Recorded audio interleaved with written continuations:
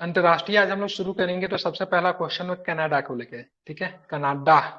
ठीक है, तो कनाडा ने भारत से राजनयिकों को वापस बुला लिया है। ठीक है, क्या किया है कनाडा ने? कनाडा ने भारत से अपने राजनयिक को मतलब क्या किया, वापस बुला लिया है। ठीक है, इसको आपको ध्यान में रखना है। कनाडा ने राजनयिक संबंधों पर वियना कन्वेंशन 1961 का उपयोग करते हुए भारत से 41 राजनयिक को वापस बुला लिया है। ठीक है, ध्यान में रखेंगे। ठीक है, कितने राजनयिक? 41।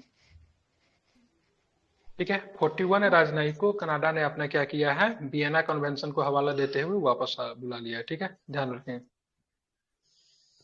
भारत ने कनाडा के साथ समानता की मांग करते हुए उससे अपने राजनयिक कर्मचारियों की संख्या कम करने को कहा था। ठीक है, भारत ने, ठीक है ध्यान रखें, कनाडा के साथ समानता की मांग करते हुए उससे अपने राजनयिक कर्मचारियों की मतलब संख्या कम करने को कहा था। मतलब भारत के कहना था भाई साहब, ठीक है, तुम्हारे यहाँ मेरे इतने कम राजनयिक हैं और तुम इतना ज्यादा हमारे यहाँ क्यों रखे हुए? क्योंकि अगर किसी भी देश का राजनयिक अगर रहेगा किसी भी देश में तो उसको बहुत अधिक सुरक्षा देना पड़ता है। ठीक है, बहुत अधिक सुरक्षा देना पड़ता है, बहुत अधिक रख रखाव पे खर्च होता है, तो कहीं ना कहीं से मतलब देश के अंदर से ही मतलब उन चीजों को करना पड़ेगा। तो इसलिए भारत सरकार ने समानता का हवाला देते हुए राजनयिक को क्या किया है, वापस बुला लिया है। ठीक है, इसको आपको ध्यान में रखना है। ठीक है, वियना कन्वेंशन, ठीक है, राजनयिक को लेकर एक वियना कन्वेंशन है। वियना कन्वेंशन 1961 कहता है। ठीक है, राजनयिक की बात करें, राजनयिक कौन होता है? तो देखो, किसी भी देश में कोई भी राजनयिक रहेंगे तो उनको मतलब उस देश के, उस राज्य के खिलाफ उनको सुरक्षा प्रदान की जाती है ताकि वो मुक्त अवस्था में सारे काम में क्या कर सके, बिना किसी डर भाव के। ठीक है, इसलिए संयुक्त राष्ट्र की एक संधि है जिसको बोलते हैं वियना कन्वेंशन। ठीक है, क्या है? संयुक्त राष्ट्र की एक संधि है वियना कन्वेंशन। ठीक है, यह कुछ सामान्य सिद्धांत निर्धारित करता है कि देशों को एक दूसरे के राजनयिक प्रतिनिधियों के साथ कैसा व्यवहार करना चाहिए। ठीक है, अब यहाँ पे देखेंगे अनुच्छेद 19 क्या, अनुच्छेद 9 क्या कहता है। अनुच्छेद 9, यह राजनयिक एजेंट को मिशन के सदस्य के रूप में मान्यता देने से इनकार करता है, व्यक्तिहीन या फिर अवांछित। अनुच्छेद 11 की बात करें, मेजबान राज्यों को आवश्यकता आवश्यकता हो सकती है कि मिशन का आकार, ठीक है, उसके द्वारा उचित और सामान्य समझी जाने वाली सीमा के भीतर रखा जाए। अनुच्छेद 29 की बात करें, राजनयिक को छूट है। ठीक है, कोई गिरफ्तारी या हिरासत नहीं होगा। ठीक है, किसी भी तरह का कांड कर दे, किसी को गोली मारकर हत्या भी कर दे, फिर भी राजनयिक को आप गिरफ्तार नहीं कर सकते। ठीक है, अगर मान लीजिए किसी भी देश का कोई राजनयिक भारत में कितना भी जघन्य अपराध क्यों ना कर दे, ठीक है, लेकिन फिर भी मतलब क्या हो सकता है, फिर भी उसका किसी भी तरह का गिरफ्तारी, ठीक है, नहीं की जा सकती। माइक बंद करके रखिए। ठीक है, इको हो रहा है। ठीक है, तो किसी भी तरह का उसका गिरफ्तारी नहीं हो सकता है। ठीक है, इसको आपको ध्यान में रखना है। समझ रहे हैं ना? सर, तो तो इन उस चीजों का देश आपको, के प्रति, जैसे अगर दूसरा देश, मतलब मान लीजिए कि कनाडा का कोई राजनयिक है और भारत में हम्म, कोई मतलब जघन्य अपराध कर दिया, तो भारत फिर कनाडा को तो ये कह सकता है ना कि आप उसके प्रति मतलब जांच या फिर कोई ऐसा कार्रवाई कीजिए। भारत ये कह सकता है से आप इस राजनयिक को हमारे देश से वापस बुला लीजिए। ठीक है, लेकिन भारत अपने जी। कानून के हिसाब से उस राजनयिक को किसी प्रकार की सजा नहीं दे सकता है। ठीक है, ठीक। समझ रहे हैं ना? वो अपना अगर मान देश दे लीजिए, सकता है ना। हाँ, अपील कर सकता है। वो दोष दे सकता है, वो दोष अपना समझेगा, वो अपने यहाँ बुला के उसके साथ कुछ भी करे, डजेंट मैटर, लेकिन भारत सरकार किसी भी तरह का सजा वगैरह उसको नहीं देगी। ठीक है, नहीं ध्यान दे। में रखेंगे। ये आपका वियना कन्वेंशन कहता है, समझ रहे हैं ना? एक जी चीज जी। और, ठीक है, एक चीज और भी होता है, जो राजनयिक का जो भवन जो होता है, जैसे मान लीजिए ये जैसे मान लीजिए ये मतलब अमेरिका का मतलब क्या बोलते हैं उसको, जहाँ पे राजनयिक होता है दिल्ली में, क्या बोलते हैं उसको? दूतावास, अमेरिकी कैसी। दूतावास है। ठीक है, अमेरिकी दूतावास भले ही दिल्ली में है, तो अमेरिकी दूतावास के जो अमेरिकी दूतावास जो होगा ना दिल्ली में भले ही, लेकिन वो अमेरिकन भूमि मानी जाएगी। ठीक है, उसी तरह जापान का जो दूतावास होगा वो जापानी भूमि मानी जाएगी। मतलब उसके अंदर अगर भारतीय सेना अगर प्रवेश करती है, फिर भारत का पुलिस भी प्रवेश समझा, तो उस देश की संप्रभुता पे हमला समझा जाएगा। समझ रहे हैं ना? भले ही दिल्ली में है, लेकिन अगर मान ली दिल्ली पुलिस अगर अमेरिकी दूतावास में चली जाती, खोजबीन करती है, तो अमेरिका समझेगा से अमेरिका पे हमला हुआ है। ठीक है, किसी भी देश का जो दूतावास जो होता है उस देश की संप्रभु भूमि मानी जाती है। समझे? इसके लिए आपका वो वियना पूरा अंडर कन्वेंशन है। कंट्रोल। हाँ बिल्कुल, ठीक है, जैसे इसके कोई वियना कन्वेंशन है, वियना दूतावास होता है कन्वेंशन वो का अंडर 96। कंट्रोल हाँ, किसी देश का होता है ना। उसी देश का होता है जिस देश का दूतावास होगा। ठीक है, भले दूतावास कहीं भी होगा, मैटर नहीं करता है। ठीक है, इसके लिए कौन सा कन्वेंशन है? उसके लिए वियना कन्वेंशन है। ठीक है, 1961। समझ रहे हैं ना? ताकि एकदम फियरलेस होकर मतलब जो भी मतलब राजनयिक है वो काम कर सके। चलिए आप चलेंगे। 25वीं भूटान चीन सीमा वार्ता, ठीक है। बीजिंग में भूटान और चीन ने एक सहयोग समझौते पर हस्ताक्षर किए। ये 2021 में शुरू हुआ था। 3 चरणीय रोड मैप की दिशा में एक महत्वपूर्ण प्रगति है, ठीक है। तो इससे भारत ने अपना अपना दुख मतलब प्रकट किया है, क्योंकि हम लोग भूटान के मतलब बिहाफ पे मतलब चीन के साथ वार्ता कर रहे थे, जैसे डोकलाम वगैरह विवाद जो था। तो डोकलाम विवाद हमारे साथ नहीं है, डोकलाम एक्चुअली चीन का भूमि है, ठीक है। द्विपक्षीय विवाद है, ठीक है। डोकलाम की बात करेंगे भारत चीन और मतलब भूटान के बीच में है, ठीक है। लेकिन अब मतलब भूटान ने खुद ही मतलब चीन के साथ मतलब वार्ता करना मतलब शुरू कर दिया है। सिक्किम तिब्बत कन्वेंशन 1890, इसमें डोकलाम पठार से होकर गुजरने वाली सिक्किम जब ब्रिटिश संरक्षित राज्य था और तिब्बत जो कि चीनी प्रभाव में था के बीच की सीमा का रेखांकित किया गया था, ठीक है। 1890 में हुआ था, ठीक है। डोकलाम यहाँ पे होगा कहीं पे, ठीक है। सिक्किम में डोकलाम जो होगा। है भारत में है, ठीक है। भूटान में है और चाइना के बीच में डोकलाम आपको देखने को मिलता है, यहाँ पे होगा में भी डोकलाम, ठीक है। भूटान चाइना और मतलब अरुणाचल प्रदेश के बीच में डोकलाम बनाता है, ठीक है। बांग्लादेश की विकास परियोजनाओं की बात करेंगे तो भारत और बांग्लादेश ने संयुक्त रूप से बांग्लादेश में 3 विकास परियोजनाओं का उद्घाटन किया है। पहला कौन सा, ये इंपॉर्टेंट है, ये खुलना मोंगला पोर्ट रेल लाइन, ठीक है। किसके किसके बीच में है ये, बांग्लादेश खुलना और भारत मोंगला और पोर्ट रेल लाइन, भारत और बांग्लादेश के बीच में, ठीक है। जी मोंगला पोर्ट की बात करेंगे तो बांग्लादेश का सबसे बड़ा बंदरगाह है, कौन सा है, मोंगला मोंगला पोर्ट। पोर्ट की मोंगला बात बांग्लादेश करेंगे, बांग्लादेश का सबसे बड़ा बंदरगाह है जो खुलना को जोड़ती है, ठीक है। ध्यान में रखिएगा, मोंगला खुलना पोर्ट रेल लाइन जो है, ठीक है, भारत और बांग्लादेश के बीच में, ठीक है, विकास परियोजनाएं हैं। जो कि मोंगला पोर्ट की बात करेंगे, बांग्लादेश का दूसरा सबसे बड़ा बंदरगाह है, जो कि किससे कनेक्ट करती है, खुलना को जोड़ देती है, ठीक है। अब यहाँ पे देखेंगे क्या था, मैत्री सुपर थर्मल पावर खुलना की यूनिट, ठीक है। मैत्री सुपर थर्मल पावर ये भी दूसरा नंबर पे है। और तीसरा नंबर क्या है, तो तीसरा नंबर अखौरा, अखौरा अगरतला सीमा पार है रेल लिंक, बांग्लादेश को त्रिपुरा से जोड़ता है। ये प्रश्न बीपीएससी के लिए बहुत परफेक्ट प्रश्न है, आने की संभावना भी है, एग्जाम में आपको आ भी सकता है, ठीक है। एक बार फिर से रिपीट कर रहा हूँ, तीनों परियोजना के नाम एक बार आप लोग ध्यान में रखेंगे, ठीक है। चलिए एक बार मैं फिर से देख रहा हूँ, तीनों परियोजना का नाम आप लोग देख लीजिए।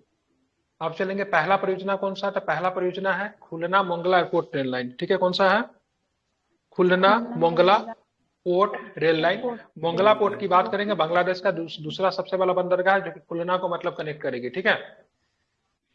उसके बाद आगे चलेंगे तो देखेंगे, आगे चलेंगे तो क्या है, ठीक है। मैत्री सुपर थर्मल पावर खुलना के सुपर यूनिट 2 को थर्मल पावर उद्घाटन किया गया है। अखरौरा, ठीक है, अखौरा अगरतला सीमा पार रेल लिंक है, ठीक है, बांग्लादेश को त्रिपुरा से जोड़ता है, तो इसको आपको ध्यान में रखेंगे। अखौरा अगरतला बांग्लादेश को किससे जोड़ेगा, त्रिपुरा की राजधानी कहाँ हो जाएगी, अगरतला, ठीक है। इसको अगरतला आपको से ध्यान में रखिएगा, इसको कनेक्ट करने का काम करती है, समझ गए।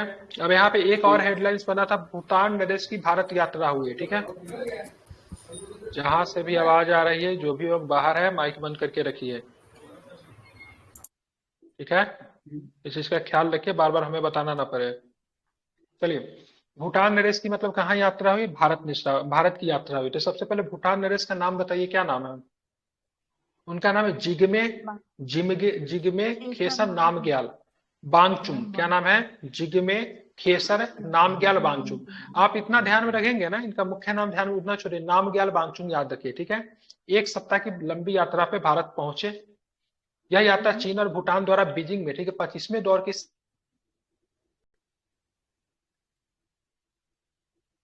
आवाज कट रहा और आवाज आवाज नहीं आ नहीं आ रही रही है।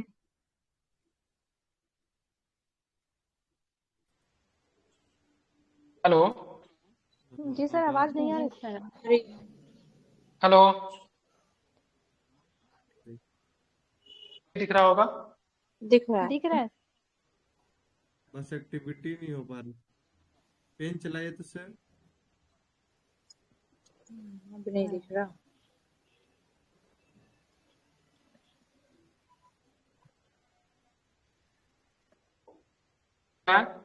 All good. जी सर, अब हाँ, तो मैंने आपसे पूछा, बताइए भूटान नरेश का नाम पहले बताइए, क्या नाम है भूटान नरेश का, नाम क्या है, वांगचुक नामग्याल जिग्मे वांगचुक। जिग्मे खेसर नाम। और दीजिए उतना, जिग्मे खेसर मत याद रखिए, ठीक है। नाम ग्याल वांगचुक याद रखिए, ठीक है। ये मतलब भारत के 7 दिन की लंबी यात्रा पे पहुंचे हैं, ठीक है। 1 सप्ताह लंबी यात्रा पे पहुंचे हैं, और जब यहाँ पे आए तो इन्होंने पहले ऑलरेडी मतलब चीन के साथ समझौता कर रखा था, उसके बाद भारत ये पहुंचे। अतिरिक्त जानकारी की बात करेंगे तो ध्यान में रखिएगा, भारत और भूटान ने, ठीक है, 1949 में की मैत्री और सहयोग संधि 2007 में संशोधित के आधार पर 1968 में औपचारिक राजनयिक संबंध स्थापित किए थे, ठीक है। तो ध्यान में रखेंगे 1949 में भूटान के साथ हमारा एक संधि हुआ था जिसको बोलते हैं मैत्री सहयोग संधि। कौन सी संधि? मैत्री मैत्री सहयोग संधि। मैत्री सहयोग संधि बोलते हैं। 2007 में संशोधित के आधार पर 1968 में औपचारिक राजनयिक संबंध इनके साथ स्थापित हुआ था। भूटान के साथ बात करेंगे, हमारी सीमा की बात करेंगे, कितनी लंबी सीमा है? तो 699 किलोमीटर लंबी हमारी सीमा है, ठीक है। ध्यान में रखें, कितनी लंबी सीमा है? 699 किलोमीटर हमारी लंबी सीमा है, ठीक है।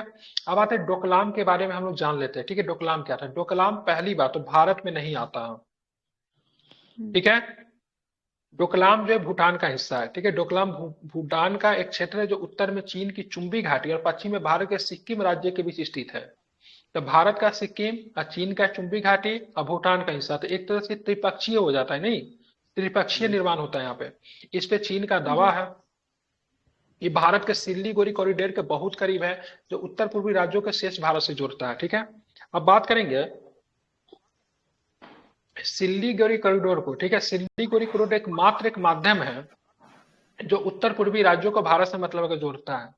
अगर सिल्लीगुड़ी कॉरिडोर अगर किसी भी वजह से अगर कट डाउन अगर होता है तो उत्तर पूर्वी राज्य से भारत का पूरा कंट्रोल ही समाप्त हो जाएगा, ठीक है। इसीलिए उसको चिकन नेक कहते हैं। क्या बोलते हैं उसको? चिकन कॉरिडोर या फिर चिकन नेक के नाम से भी जानते हैं सिल्लीगुड़ी कॉरिडोर का, ठीक है। जी सर। बहुत पतली एक कॉरिडोर है जो कि मतलब पूर्वी नॉर्थ ईस्ट जो जो भी राज्य है उससे भारत को मतलब कंट्रोल करता है, ठीक है। अगर चाइना अगर डोकलाम पे अगर कब्जा अगर कर लेता है किसी भी वजह से तो सिल्लीगुड़ी कॉरिडोर के बहुत अधिक वह पास पहुंच जाएगा, जो कि हमारे हमारे सामरिक दृष्टि से बहुत अधिक हमारे लिए क्या है? नुकसानदायक है। भारत इस क्षेत्र में चीन की पहुंच को लेकर चिंतित है। अगर चीन अगर डोकलाम पर अधिकार करता है तो कहीं ना कहीं भारत को भी दिक्कत हो सकता है। इसलिए जो डोकलाम विवाद जब निकल कर आया तो भारत ने उसमें अपनी सहमति मतलब दिखाई, ठीक है। भूटान को फेवर किया हम लोगों ने, ठीक है। समझ रहे हैं ना? जी सर। डोकलाम विवाद किनके किनके बीच में? चाइना और भूटान। भूटान इंडिया भी, ठीक है। लेकिन डोकलाम भूमि किसका है? भूटान का है। कौन सा राज्य का सीमा लगता है? सिक्किम का। डोकलाम जो है सब भारत के मतलब किस कॉरिडोर के बहुत नजदीक है? सिल्लीगुड़ी कॉरिडोर। सिलीगुड़ी कॉरिडोर है आपके लिए, ठीक है। हमने चीन के साथ मतलब मैत्री और सहयोग संधि कब किया था? 2007। भूटान के साथ सर 1949 चीन नहीं, भूटान के साथ, ठीक है। कब किया था? 1949 में। जिससे संशोधन कब किया गया? 2007 में। और 1968 में भूटान के साथ हमारा क्या था? औपचारिक राजनयिक संबंध स्थापित हुए थे, ठीक है। कब हुआ था? तो 1968 में। मैं की बात करेंगे तो 699 किलोमीटर सीमा जो है भूटान के साथ लगता है, 34 मीटर में। ठीक है। आप चलेंगे, विश्व बैंक से श्रीलंका को सहायता की मंजूरी मिली है, ठीक है। विश्व बैंक ने श्रीलंका को वित्तीय क्षेत्र को मजबूत करने के लिए 150 मिलियन डॉलर की सहायता को मंजूरी दी है। कितना? 150 मिलियन डॉलर। वित्तीय क्षेत्र में सुरक्षा नेट परियोजना को श्रीलंका जमा बीमा योजना की वित्तीय और संस्थागत क्षमता को बढ़ावा देने के लिए डिजाइन किया गया, जिसे सेंट्रल बैंक ऑफ श्रीलंका द्वारा प्रबंधित किया गया है। SLDIS, ठीक है, यही है, वित्तीय क्षेत्र सुरक्षा नेट परियोजना, ठीक है, उसी का शॉर्ट फॉर्म है, ठीक है। की स्थापना 2010 में हुई थी और इसने हाल के वर्षों के लिए विफल लाइसेंस प्राप्त वित्त कंपनियों के लिए कई भुगतान किए हैं। सिंपल प्रश्न आपको देखना, विश्व बैंक ने श्रीलंका को कितनी सहायता दी है? तो 150 मिलियन डॉलर की सहायता दी है, बस इसको ध्यान में रखना है, ठीक है। अब यह हूती विद्रोह, हूती विद्रोह काफी चर्चा में रहा, प्रश्न भी पूछा गया हूती विद्रोह के साथ 69 मेंस में साथ पूछा गया शायद, इससे कि नहीं पूछा गया? पूछा गया, लेकिन भविष्य में पूछा जा सकता है। 70 में समझ ही आएगा हूती विद्रोह से, क्योंकि अभी भी ये मामला भी शांत नहीं हुआ है। हूती विद्रोह ने भारतीय जहाज का अपहरण कर लिया, ठीक है। तो भारत जा रहे जहाज जिसका नाम था हूती विद्रोही ने लाल सागर में इसको अपहरण कर लिया, ठीक है। अपहरण भारत के जहाज का नहीं किया, उसको लगा से किसका जहाज है? इजराइल का जहाज है। कौन सा जहाज समझ के अपहरण कर लिया? इजराइल का। इजराइल आज यहाँ पर हमला हुआ है सर, अमेरिका के जहाज पर सर, ईरान वाला लाल सागर। कंटिन्यू हो रहा है, ठीक है। ये सर सऊदी नेतृत्व वाले गठबंधन ने इसे समुद्री डकैती के सशक्त समूह का कृत्य करार दिया, ठीक है। सऊदी नेतृत्व वाले तो नहीं था, ईरान इसको नेतृत्व करता है। ये सर सऊदी नेतृत्व वाले गठबंधन ने इसे समुद्री ने डाउट लग रहा है, ठीक है। सऊदी, क्योंकि ये येमन वाले। सर ठीक इसमें आप तो देखेंगे आपकी जहाज का जो मतलब जो किया था ना, जो जहाज को जो गिरफ्तार जो अपहरण जो किया था उसका नाम क्या था? Galaxy leader. क्या नाम था जहाज का नाम? ये जहाज इंपॉर्टेंट गैलेक्सी है, क्या नाम था जहाज का लीडर। नाम? Galaxy Galaxy leader. Leader. Galaxy leader नामक जहाज ब्रिटिश स्वामित्व वाला जहाज, जापानी जहाज है। ठीक है, मतलब क्या है, इसमें ब्रिटिश का स्वामित्व है, जापानी जहाज है। और तुर्की रेंटेड। से गुजरात के किस बंदरगाह पे जा रहा था? वाओ। पीपापाव। पाप बंदरगाह पे जा रहा था। ठीक है, तुर्की से निकला, गुजरात के पीपावा बंदरगाह की ओर मतलब जा रहा था। ठीक है, गैलेक्सी लीडर जहाज के नाम है। और ये ब्रिटिश स्वामित्व वाला जापानी संचालित, मतलब इस पे स्वामित्व किसका है? ठीक है, ब्रिटिश का है, लेकिन जापान क्या करता है, उसको रेंट पे चलाता है। जैसे मान लीजिए गाड़ी आपका हुआ, मान लीजिए कोई आपने गाड़ी है, ठीक है, स्वामी तो गाड़ी काफी हुई, लेकिन हम संचालन उसका हम कर रहे हैं। ठीक है, मान लीजिए कोई दूसरा आदमी कर रहा है, तो उसी तरह से जापान के द्वारा संचालन किया जा रहा था। ठीक है, ध्यान में रखेंगे। ठीक है, तो गैलेक्सी लीडर नाम था, तुर्की से गुजरात के पिपावा की ओर जा रहा था, इस पे हमला हुआ। तो देखिए यमन के बंदरगाह शहर, यमन के बंदरगाह शहर, ठीक है, होइदे ईदा के तट से, ठीक है, 150 किलोमीटर दूर इट्रिया के तट के पास अपहरण किया गया। लाल सागर, स्वेज नहर से दक्षिण पूर्व की ओर, बाब अल मंडेब जल डमरू मध्य तक फैली हुई है। कहाँ पे? तो लाल सागर स्वेज नहर से दक्षिण पूर्व की ओर, बाब अल मंडेब। बाब अल मंडेब को किसका द्वार बोलते हैं? Gibraltar. Gulf of Persia, Persian. द्वार बोलते हैं। ठीक है, जी सर। बाब अल मंडेब को क्या बोला जाता है? आंसू आंसुओं का द्वार कहा जाता है। ठीक है, एक संकीर्ण पट्टी है जो अदन की खाड़ी और फिर अरब सागर से मतलब जुड़ती है। ठीक है, तो जहाज का नाम याद रखिए, कहाँ से कहाँ जा रही थी, ब्रिटिश स्वामित्व वाला था। यही सब प्रश्न में हुती के द्वारा विद्रोह किया गया। इस सऊदी नेतृत्व वाला तो नहीं है, ये तो मेरे को गलत लग रहा है। ठीक है, हुती विद्रोह की बात करेंगे तो इसको कौन देता है? यमन देता है ना इसको हेल्प। मैं सर ये इनको मतलब समुद्री डकैती बोल रखा है ना, सऊदी अगेंस्ट में है।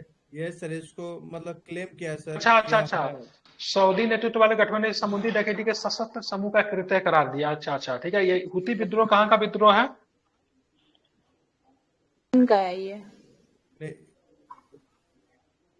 येमेन। यमन का। ठीक है, ध्यान में रखेंगे। ठीक है, लेकिन इन्होंने मतलब ना गलती से कर लिया। इन लोगों को लगा क्या, पढ़े लिखे तो होते नहीं, इन लोगों को लगा कि इजराइल का है। ठीक है, इजराइल का समझ के इन्होंने गिरफ्तार किया था।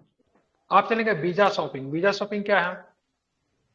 तो वीजा शॉपिंग का चलन कई भारतीय राज्यों में लोकप्रियता हासिल कर रहा है। यह उन देशों के लिए वीजा प्राप्त करने का संदर्भित करता है जहां व्यक्ति दिए गए वीजा अवधि के दौरान जा सकते हैं या नहीं जा सकते।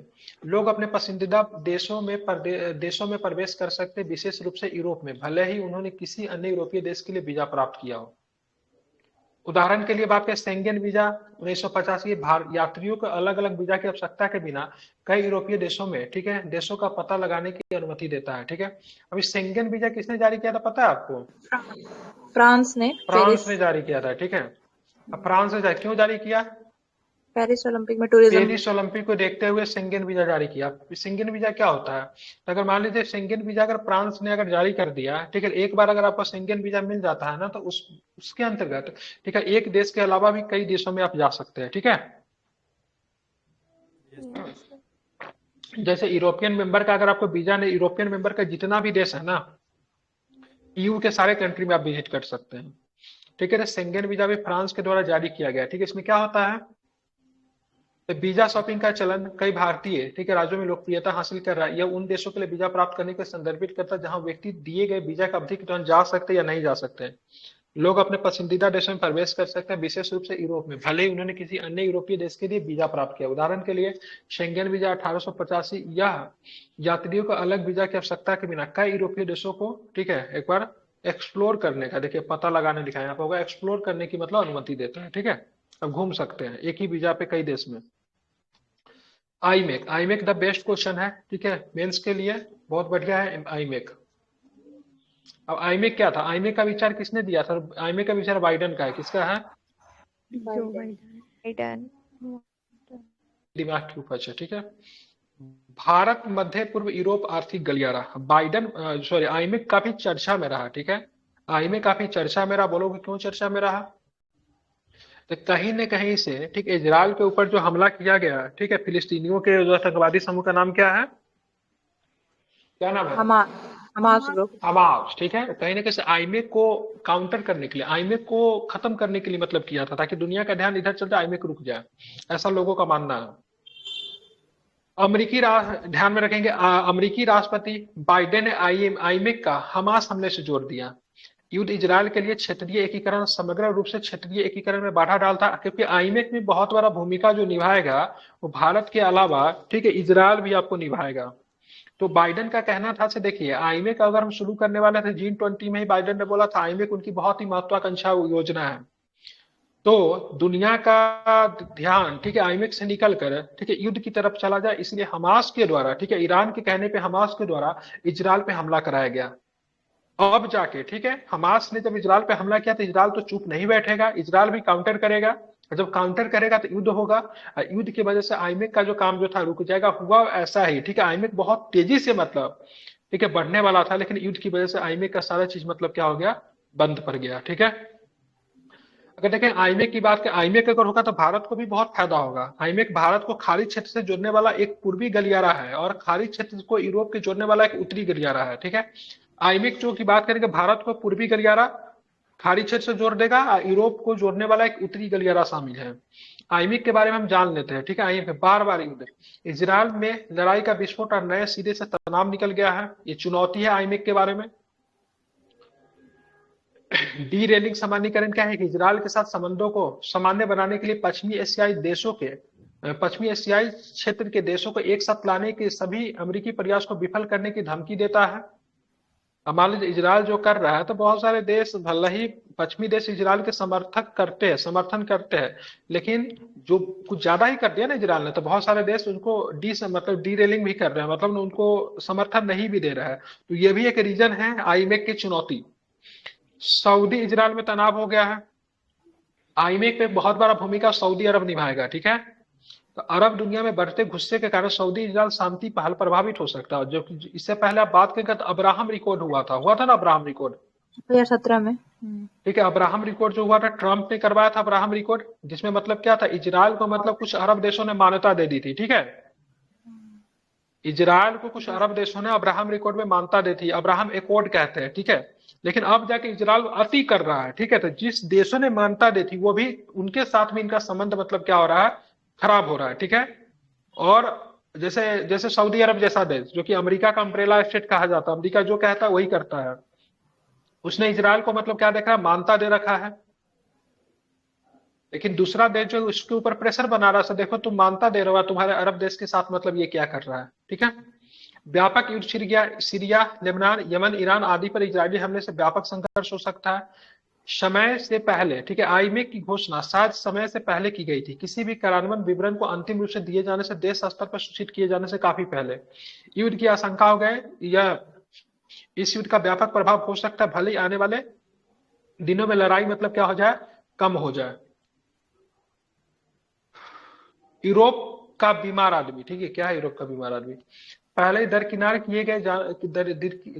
किए जाने की भावना के कारण तुर्की सरकार ने, ठीक, आईएमएफ के जवाब में अपनी खुद को परियोजना की घोषणा कर दी है। या एशिया से यूरोप तक माल ले जाने वाले परिवहन, ठीक है, मार्ग के रूप में अपनी ऐतिहासिक भूमिका को मजबूत करना चाहता है। ठीक है, तो यूरोप का मतलब बोलते हैं, क्या बोलते हैं, यूरोप का मतलब मरीज कहते हैं ना इसको, तुर्की को।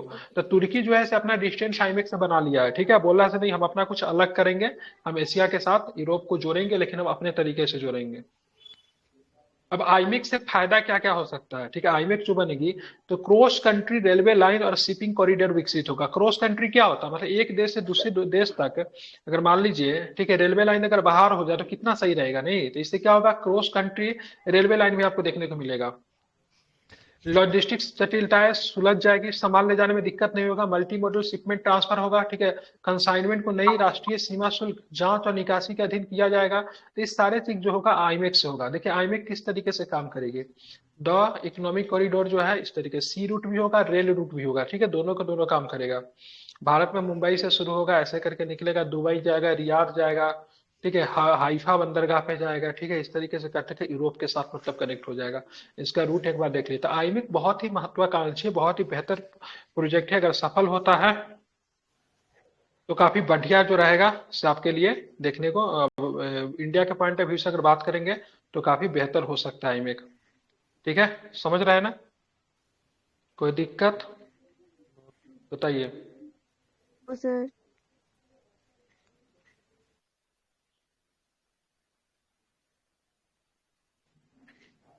1 मिनट पानी पी लिया। अच्छा, यूरोप का मरीज किसे बोलते हैं? तुर्की को तुर्की सर। तुर्की एशिया का मरीज? चीन चाइना चीन को एशिया का मरीज कहा जाता है। आप चलेंगे विदेशी नागरिकों के लिए राफा सीमा फिर खुल गया। अब बोलेंगे सर राफा सीमा क्या था? तो राफा सीमा मिस्र और गाजा पट्टी के बीच एकमात्र क्रॉसिंग पॉइंट है। गाजा पट्टी से अगर आपको मिस्र जाना है ना, तो आपको कौन सा सीमा से तक जाना पड़ेगा? राफा सीमा। इंपॉर्टेंट जगह है ये एकमात्र बिंदु है जो इजरायल द्वारा नियंत्रित नहीं है, जहां नागरिक भूमि मार्ग से गाजा में प्रवेश कर सकते हैं और गाजा को छोड़ सकते हैं। तो गाजा से नागरिक भागेगा तो कहां जाएगा? मिस्र ही तो जाएगा, क्योंकि मिस्र में शांति है। तो मिस्र सरकार ने अपना राफा सीमा को क्या किया? खोल दिया है। ठीक है, दक्षिणी सर बात करेंगे। गाजा में इजरायल का अटैक बढ़ रहा है, तो राफा सीमा पास में स्थित है मिस्र के सिनाई प्रायद्वीप के साथ सीमा साझा करता। सिनाई पेनिनसुला, इस पे एक समय में, ठीक है, इजरायल ने अधिकार कर लिया था। आई थिंक कब किया था? सब 7 दिवसीय युद्ध 1967 के आसपास। ठीक है, इस पे इजरायल का अधिकार था, फिर जाकर मतलब क्या दे दिया गया? तो इसको दे दिया गया। ठीक है, किसको? मिस्र को दे दिया गया। ठीक है, तो राफा सीमा किसका हिस्सा है? गाजा का हिस्सा है कि मिस्र का हिस्सा? मिस्र। कोई व्यक्ति को गाजा से मिस्र जाना होगा तो किस रास्ते से जाएगा? राफा बॉर्डर से। ठीक है, राफा बॉर्डर को खोल दिया गया है। ठीक है, ध्यान में रखेंगे। क्या सर? देखेंगे यहाँ पे चीन का अनुसंधान जहाज बार बार मतलब कोलंबो पहुंच जा रहा है। भारत ने कई बार चीन सरकार को वार्निंग भी दिया से भाई साहब ये जहाज को आने से रोको, लेकिन फिर मतलब कोलंबो पहुंच गया। सुरक्षा चिंताओं का बड़ा बड़ा वो अनुसंधान बड़ा बड़ा उपकरण लेके पहुंच जाता है। जब वो कोलंबो पहुंचता है तो भारत का पूरा तमिलनाडु राज्य उसमें आ जाता है। अब भारत के तमिलनाडु राज्य में हमारा बहुत सारा मतलब बात करेंगे तो एटोमिक क्या नाम है, कलपक्कम वगैरह पड़ता है ना, कलपक्कम हो गया। ठीक है, वो सब कुछ उसके कंट्रोल में आ जाता है। तो बहुत सारा इंफॉर्मेशन गैदरिंग कर सकता है। इसलिए सुरक्षा चिंताओं के बीच चीनी अनुसंधान जहाज शियांसी कोलंबो बंदरगाह पे पहुंचा। भारत को डर है कि जहाज का ट्रैकिंग सिस्टम जो है भारतीय रक्षा प्रतिष्ठान की जासूसी कर सकता है। अमेरिकी ने चीनी अनुसंधान जहाज की निर्धारित यात्रा को लेकर श्रीलंका के समक्ष चिंता भी व्यक्त की है। ठीक है, तो कौन सा जहाज पहुंचा? इसका नाम है सियान 6। क्या नाम है? सियान 6।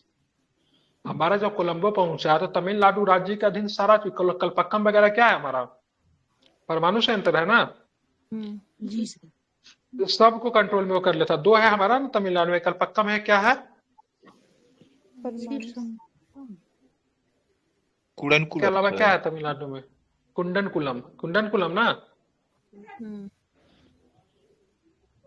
इंफॉर्मेशन गैदरिंग कर सकता अपने ट्रैकिंग सिस्टम के माध्यम से। मैक्सिको में तूफान आ गया, जिसका नाम रखा है ओटिस। क्या नाम रखा गया? ओटिस। जो तूफान है मैक्सिको में, उसका नाम क्या रखा है? ओटिस। तो तूफान की बात करें, तूफान ओटिस ने दक्षिण मैक्सिको के तट पे मतलब दस्तक दी। यह 1966 के बाद पूर्वी प्रशांत क्षेत्र का सबसे तेज गति का तूफान है। मैक्सिको के दक्षिण में ग्वाटेमाला और उत्तर में यूएसए से सीमा साझा करता है। मैक्सिको दक्षिण में ग्वाटेमाला और उत्तर में यूएसए से सीमा करता है। ठीक है, तो सिंपल प्रश्न पूछा जाएगा, ओटिस तूफान कहाँ पे आया? किस देश में आया? मैक्सिको में आया। ठीक है, ध्यान में रखेंगे। और ओटिस तूफान की बात किस महासागर से आया? तो क्या बताएंगे? प्रशांत क्षेत्र, प्रशांत महासागर से। ठीक है, 1966 के बाद सबसे बड़ा तूफान निकल कर आया ओटिस। ठीक है, ध्यान में रखिएगा। तूफान से प्रश्न पूछे जाते हैं, मैं कुछ बोल रहा हूँ। ठीक है, बिपरजॉय तूफान आया था, अभी किस देश ने नामाकरण किया था बिपरजॉय का? Bangladesh, Myanmar. Yemen. Yemen mocha Myanmar था ना। का क्या था यमन का? हाँ,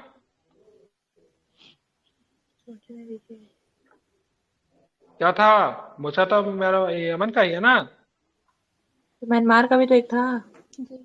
तो म्यांमार का क्या था नहीं पता, लेकिन मोचा यमन का होना चाहिए। चेक करके देखिए क्या है। ठीक है, आइसलैंड छोटे छोटे भूकंपों से प्रभावित हुआ है। आइसलैंड 5500 से अधिक छोटे छोटे भूकंपों से प्रभावित हुआ है। यह भूकंप, ठीक है, भूकंपों के प्रक्रम है जो बिना किसी विशिष्ट मुख्य झटके के अपेक्षाकृत कम अवधि में आते हैं। मध्य अटलांटिक रीज पर अपनी उपस्थिति के कारण आइसलैंड यूरोप का सबसे बड़ा और सबसे सक्रिय ज्वालामुखी क्षेत्र है। ठीक है, ध्यान रखिएगा कि इसमें मध्य अटलांटिक रीज पर बसा हुआ है। ठीक है, आइसलैंड की बात करें, यूरोप का सबसे बड़ा और सबसे सक्रिय ज्वालामुखी देश है। शांति के क्षेत्र में नंबर 1 पे आइसलैंड ही टॉप पे है क्या? जी सर। शांति की जेंडर गैप में, शांति की जेंडर गैप पे आइसलैंड टॉप पे है। हाँ, फिनलैंड है। होना चाहिए शांति। जेंडर गैप में आया हुआ है तो फिर ये जेंडर सर गैप में ये मोचा टॉप का है। और उसमें यमन क्लाइमेट में शायद आइसलैंड फर्स्ट पे है, नहीं मोचा का डेनमार्क है वो। यमन होगा, 100% ठीक है। ठीक है, एक कौन मैडम बोली थी? ठीक है, म्यांमार का क्या होगा? टूट के बताइए क्या है म्यांमार का। ठीक है, मोचा जो है ना, यमन में एक प्रकार का कॉफी का प्रकार है शायद ये। यमन का सर कॉफी है शायद ये मोचा। मोचा कॉफी के टाइप से सर्च कीजिए तो। माइकॉन्ग था। कॉफी। ये फिर हम्म, कॉफी टाइप माइकॉन्ग ये चीज है। हाँ मेकोंग होगा, मेकोंग मेकोंग नहीं, म्यांमार का। मिचोंग मिचोंग मिचोंग। मिचोंग, हाँ। हाँ वही मिचोंग।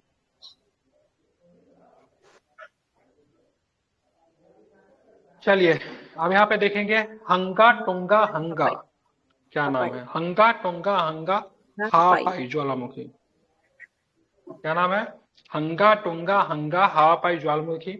ठीक है, हंगा टोंगा हंगा हापाई ज्वालामुखी के विस्फोट से संबंधित रूप में ओजोन परत प्रभावित हुई है। ठीक है, ये दक्षिणी प्रशांत महासागर में स्थित, ठीक है, टोंगन द्वीप समूह की एक जलमग्न ज्वालामुखी है। ठीक है, तो हंगा टोंगा हंगा ये हापाई ज्वालामुखी है। ठीक है, किस तरह की ज्वालामुखी है? तो ध्यान में, दक्षिणी प्रशांत महासागर में स्थित टोंगन द्वीप समूह एक जलमग्न ज्वालामुखी है। कैसा ज्वालामुखी है? जलमग्न, समझ रहे हैं ना, डूब जल चुका है। इससे मतलब क्या प्रभावित हुआ है? तो ओजोन परत प्रभावित हुआ। कैसे प्रभावित हुआ है? तो ज्वालामुखा विस्फोट बड़ी मात्रा में सल्फर डाइऑक्साइड को समताप मंडल में छोड़ते हैं, जिससे क्लोरीन के रासायनिक रूपांतरण को अधिक प्रतिक्रियाशील, ठीक है, रूपों को सुविधाजनक बनाया जाता है, ओजोन को नष्ट कर देता है। तो यहाँ से ज्वालामुखी विस्फोट से क्या निकलता है? SO2 निकलता है, सल्फर डाइऑक्साइड निकलता है। Water vapour. बिल्कुल, हाँ बिल्कुल, समताप में छोड़ते हैं, जिससे क्लोरीन की रासायनिक रूपांतरण को अधिक प्रतिक्रियाशील रूपों को सुविधाजनक बनाया जाता है, ओजोन को नष्ट कर देता है। ज्वालामुखी अवमंडलीय ब्रोमीन और हाइड्रोजन ज्वालामुखी अवमंडलीय ब्रोमीन और हाइड्रोजन क्लोराइड का महत्वपूर्ण योगदान देते हैं, जो सामान्य ज्वालामुखी गैस को, ओजोन को कुशलता से नष्ट कर देती है।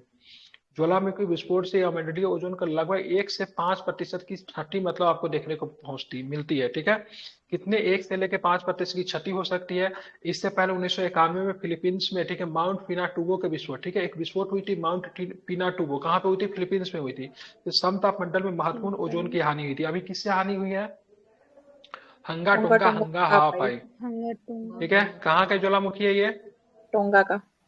ठीक है, ध्यान रखें, टोंगन द्वीप समूह, ठीक है, टोंगन द्वीप समूह प्रशांत महासागर में इसमें विस्फोट हुआ है, जिससे सल्फर डाइऑक्साइड को समताप मंडल में छोड़ा गया है, जिससे क्लोरीन के रासायनिक रूपांतरण को अधिक प्रतिक्रिया से रूपों में सुविधाजनक बनाया जाता है, जो कि ओजोन को मतलब नष्ट कर देता है। ठीक है, ओजोन संरक्षण के बारे में, ठीक है, ओजोन संरक्षण के बारे में बहुत सारा प्रोटोकॉल्स है। ठीक है, तो सबसे पहले वियना कन्वेंशन की बात करेंगे, मॉन्ट्रियल प्रोटोकॉल जिसको 1985, लेकिन देखिए ओजोन परत को खराब करने वाले पदार्थों पर नियंत्रण लगाने के लिए 1987 में एक प्रोटोकॉल आया था, जिसको मॉन्ट्रियल प्रोटोकॉल बोलते हैं। कौन सा प्रोटोकॉल बोलते हैं? मॉन्ट्रियल बिल्कुल, प्रोटोकॉल। इसको मॉन्ट्रियल प्रोटोकॉल बोलते हैं। ठीक है, तब मॉन्ट्रियल प्रोटोकॉल की बात करेंगे 1987 में, ध्यान रखिए, वियना कन्वेंशन वो भी मॉन्ट्रियल प्रोटोकॉल से संबंधित 1985 में। अब आएंगे किगाली समझौता। किगाली समझौता 2016 में हुआ था। ठीक है, किगाली समझौता तो 2016 में हुआ था, ये 1987 के मॉन्ट्रियल प्रोटोकॉल का संशोधन है। सिंपल पूछेगा, किगाली समझौता कब हुआ था? कब हुआ था? 2016 में। 2016 में। तो मॉन्ट्रियल प्रोटोकॉल कब हुआ था? 1987। बिल्कुल, ध्यान में रखेंगे। ठीक है, तो ये बात करेंगे, किगाली की बात करें, किसका कैपिटल है किगाली?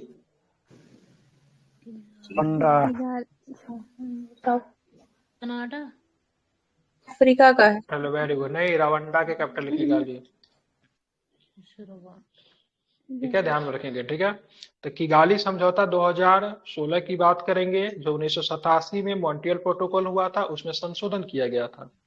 ठीक है, ध्यान में रखना है, 1985-87, ठीक है, 2016 आपको ध्यान में रखना है। ठीक है, किस मंडल में पाया जाता है? समताप मंडल में पाया जाता है। ठीक है, चलिए देखिए, अब देखिए यहाँ पे विस्फोट हो रहा है ना, हुंगा टुंगा हुंगा, इसमें विस्फोट हो रहा है।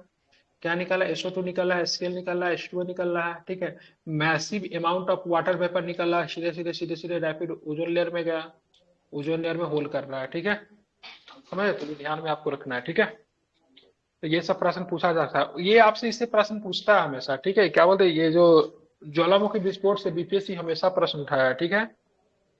मेरापी वगैरह से प्रश्न हमेशा पूछते रहता है, तो इसलिए इस पर चर्चा में ही हंगा टोंगा हंगा, ठीक है। किस द्वीप समूह में? टोंगन द्वीप समूह में, ठीक है।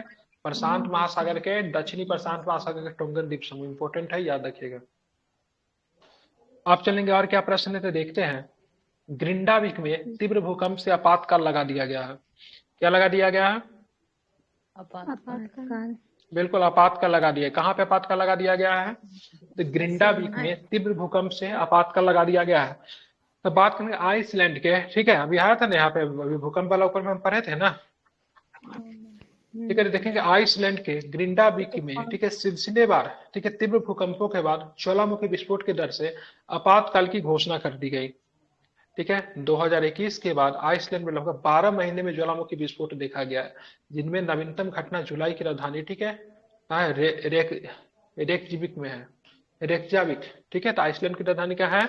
रेकजाविक है, ये आपको ध्यान में रखना है, ठीक है। तो आइसलैंड के ग्रिंडाविक में, ठीक है, सिलसिलेवार भूकंप, सिलसिलेवार भूकंप समझते हैं ना, कंटिन्यूअस, ठीक है, थोड़ी थोड़ी समय में, ठीक है। तो यहाँ पे आपको क्या हुआ, उसके बाद यहाँ पे मतलब ज्वालामुखी विस्फोट की वजह से, डर से, ठीक है, क्या लगाना पड़ा?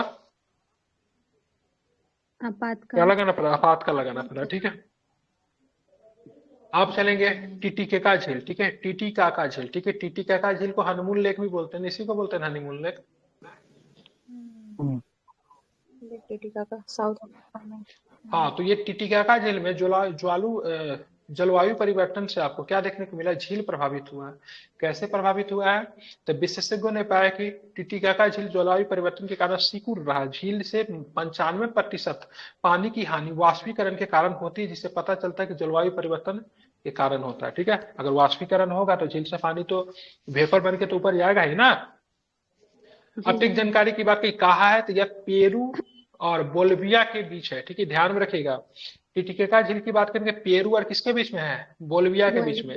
पेरू के पश्चिम में है, बोल्विया के पेरू में है, बीच में आपको देखने को मिलता है टिटिकाका झील, ठीक है, इंपोर्टेंट है।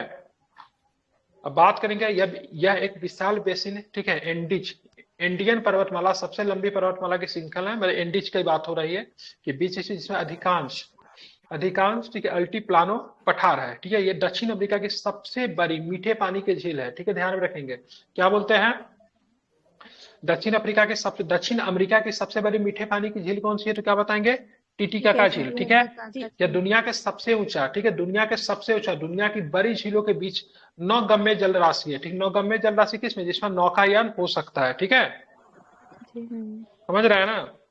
तो ये भी आपको ध्यान में रखना है, ठीक है। तो दुनिया का सबसे बड़ा, सबसे ऊंचा, ठीक है, जहां पे मतलब नौका चल सकता है, उस प्रकार की झील है टिटिकाका झील। अब बांग्लादेश में डेंगू का कहर देखने को मिला है। बांग्लादेश में डेंगू के मामले में 3 लाख के आंकड़े पार कर लिए गए हैं। अब चलते हैं अधिक जानकारी बात करें। डेंगू वायरस संक्रमित एडिज प्रजाति के मच्छर के काटने से लोगों में फैलता, जानते ही है। ये मच्छर जीका, चिकनगुनिया और अन्य वायरस भी फैलाते हैं। डेंगू चार संबंधित डेंगू वायरस 1, 2, 3, 4 में से किसी एक के कारण होता है। एक व्यक्ति अपने जीवन में कई बार डेंगू से संक्रमित हो सकता है। आप लोग को हुआ है? जी सर। किन्हीं लोगों को नहीं हुआ है? हुआ है। वाह, गुड, ठीक है। तो एक व्यक्ति जीवन दोबारा भी हो सकता है, ठीक है, क्योंकि एक व्यक्ति जीवन में कई बार डेंगू से संक्रमित हो सकता है, ठीक है। इसको आपको ध्यान में, बांग्लादेश में डेंगू के 3 लाख मामले देखे गए हैं, ठीक है। किस मच्छर से होता है? एडिज मच्छर से, ठीक है। चलिए आप बात करें, चीन में निमोनिया का प्रकोप बढ़ गया है। चीन में रहस्यमयी निमोनिया का प्रकोप बढ़ा है। ये चीन में विशेष रूप से, ठीक है, उन बच्चों का प्रभावित कर रहा है जो निमोनिया के कारण अस्पताल में भर्ती है। सामान्य लक्षण में खांसी, सांस लेने में तकलीफ, बुखार और मतलब सीने में दर्द। निमोनिया किस अंग को प्रभावित करता है? फेफड़ा को। निमोनिया, इसको आपको ध्यान में रखना चाहिए, ठीक है। पहले बात करेंगे डेविड स्लिंग, ठीक है। डेविड स्लिंग जादू की छड़ी, वायु रक्षा प्रणाली है। डेविड स्लिंग का मतलब क्या है? जादू की छड़ी, जो कि वायु रक्षा प्रणाली है, ठीक है, एयर डिफेंस सिस्टम है। हमास के रॉकेट को रोकने के लिए इजरायल अपने डेविड स्लिंग वायु रक्षा प्रणाली का उपयोग कर रहा है, ठीक है। डेविड स्लिंग क्या है? तो डेविड स्लिंग एक तरह का एडीएस है, एयर डिफेंस सिस्टम है, ठीक है। हमास जो रॉकेट जो दाग रहा है उसको रोकने के लिए यह एक अत्यधिक परिष्कृत अत्याधुनिक मिसाइल रोधी रक्षा प्रणाली है। डेविड स्लिंग मूल रूप से, ठीक है, स्टर्नर और, ठीक है, स्काई सेप्टर है, जो कि एक उन्नत मल्टी मिशन इंटरसेप्टर है, ठीक है, या एरो 2, एरो 3, आयरन डोम और आयरन बीम जैसी, ठीक है, अन्य प्रणालियों का पूरक है। ध्यान रखें, ऑलरेडी ये सब के सब इसके पास एयर डिफेंस सिस्टम है पहले से। अच्छा आयरन डोम कम दूरी के रॉकेटों को मार गिराता है और एरो लंबी दूरी के बैलिस्टिक मिसाइलों को मार गिराता है। तो आयरन डोम ऑलरेडी इसके पास है, ठीक है, तो वो मतलब क्या करता है, आयरन डोम जो है कम दूरी के रॉकेट को मार गिराता है और एरो जो होता है लंबी दूरी के बैलिस्टिक मिसाइल को मार गिराता है, ठीक है। तो ये आपका डेविड स्लिंग हो गया, ठीक है, जो कि एक तरह का एयर डिफेंस सिस्टम है, इसको आपको ध्यान में रखना है। आप देखेंगे 18वां दुबई एरो शो हुआ है 2023 में, क्या हुआ है, तो एयर शो हुआ है कहाँ पे, दुबई में, जो कि 18 नंबर का था। आयोजन स्थल की बात करेंगे तो दुबई वर्ल्ड सेंट्रल है, ठीक है। थीम की बात करेंगे एरो स्पेस उद्योग का भविष्य, इसका थीम था। उद्देश्य क्या रहेगा, विमानन, ठीक है, अंतरिक्ष और रक्षा में नवीनतम रुझानों और अवसरों का मतलब क्या लगाना, पता लगाना, ठीक है। ध्यान रखिए, दुबई एरो शो हुआ है 2023 का, कितने नंबर का था, तो 18वां नंबर का था, ये आपको ध्यान में रखना है। 25 करेंगे, कितने टोटल इसमें, ठीक है। इजरायल जो है फिनलैंड को वायु रक्षा प्रणाली बेचेगा, ठीक है। इजरायल जो है फिनलैंड को क्या बेचेगा, तो अपना वायु रक्षा प्रणाली बेचेगा, ठीक है। इजरायल ने नए नाटो सदस्य फिनलैंड को अपना वायु रक्षा प्रणाली बेचेगा। नया नाटो सदस्य फिनलैंड बन गया, कितना नंबर का नाटो सदस्य है फिनलैंड, 31 नंबर का। 31वां नंबर का है, ठीक है। कितने नंबर का है, 31वां नंबर का नाटो सदस्य है, ठीक है। इजरायल के रक्षा मंत्रालय ने नए नाटो सदस्य फिनलैंड को अपनी डेविड स्लिंग, वही डेविड स्लिंग जो था वायु रक्षा प्रणाली बिक्री के लिए 317 मिलियन यूरो, लगभग 340 मिलियन डॉलर के, ठीक है, ध्यान रखेंगे, सौदे की मतलब घोषणा की है, ठीक है। तो इजरायल अपना, ठीक है, एडीएस एयर डिफेंस सिस्टम जिसका नाम है डेविड स्लिंग किसे बेचेगा, तो क्या बताएंगे, फिनलैंड फिनलैंड को बेचेगा, ठीक है। फिनलैंड की एक प्रसिद्ध मोबाइल की कंपनी आती है, क्या नाम है जानते हैं, नोकिया। नोकिया, ठीक है, ध्यान में रखेंगे। अब चलेंगे, दक्षिणी चीन सागर में संयुक्त गश्त लगाया गया। फिलीपींस और अमेरिका ने दक्षिणी चीन सागर में संयुक्त गश्त शुरू की है।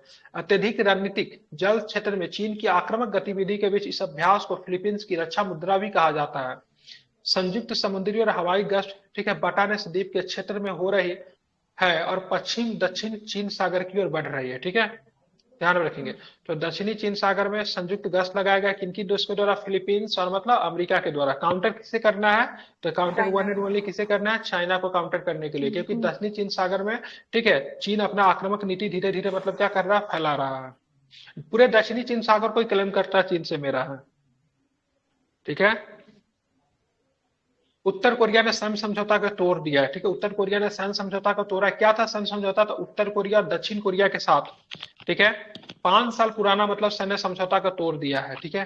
प्योंगयांग, ठीक है, प्योंगयांग, प्योंगयांग क्या है, तो उत्तर कोरिया की राजधानी है, ठीक है। अगर दक्षिण कोरिया की राजधानी अगर आपसे पूछा जाएगा तो दक्षिण कोरिया की राजधानी सियोल है। कहाँ पे दक्षिण कोरिया की राजधानी, सियोल है। उत्तर कोरिया की राजधानी की बात करें कहाँ पे, प्योंगयांग है। प्योंगयांग। तो प्योंगयांग अधिक सैनिकों और सैन्य उपकरणों को सीमा पर ले जाएगा और अब 2018 के संयुक्त सैन्य समझौते से बंधा नहीं है, ठीक है। व्यापक सैन्य समझौता पर उत्तर कोरिया नेता किम जोंग उन और दक्षिण कोरियाई राष्ट्रपति मून जेन इन द्वारा 2018 में प्योंगयांग हस्ताक्षर किया गया था। ध्यान में रखेंगे, समझौते का है दोनों देश वायु, भूमि या समुद्री क्षेत्रों में सैन्य विश्वास निर्माण उपायों को लागू करने, एक दूसरे के खिलाफ सभी शत्रुतापूर्ण कृत्यों को पूरी तरह से रोकने पे मतलब क्या हो गए थे, सहमत हो गए थे, ठीक है, ध्यान में रखेंगे। समझ गए, क्लियर। चलिए, तो कब समझौता हुआ था, 2018 में समझौता हुआ था, जिसमें बोला गया था भाई साहब सेना पे ज्यादा आर्मी नहीं रहेगा, ठीक है, लेकिन सारा चीज मतलब क्या होगा यहाँ पे सॉल्व आउट नहीं हो पाया, ठीक है। लेकिन 2018 वाला समझौता दोनों देश के बीच में था, वो टूट गया। गाजा संकट पे यूएनजीए का प्रस्ताव आया है, क्या आया है, गाजा, गाजा, गाजा कहाँ पे पड़ता है, फिलिस्तीन। इजराइल।